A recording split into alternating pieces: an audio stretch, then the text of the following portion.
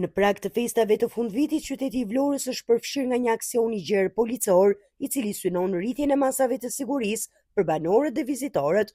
Mbrëmjen e sotme, policia e Vlorës në bashkëpunim me Njësinë e Sigurisë Publike ka zhvilluar kontrolle të shtrira në gjithë qytetin. Si pjesë e operacionit, forcat e rendit ushtruan kontrolle në automjete të dyshimta në hyrje-daljet e qytetit, si dhe në pika me qarkullim të lartë. Qëllimi kryesor i aksionit ishte parandalimi i ngjarjeve kriminale, si dhe garantimi i një mjedisi sa më të sigurt gjatë sezonit festiv. Për garantimin e mbarvajtjes së aksionit në terren u angazhuan forcat e FNSH-s, si dhe ato operacionale, të cilat kryen kontrolle të zgjeruara në disa zona dhe pika strategjike të qytetit. Operacioni u zhvillua në kuadër të parandalimit dhe goditjes së veprimtarive kriminale.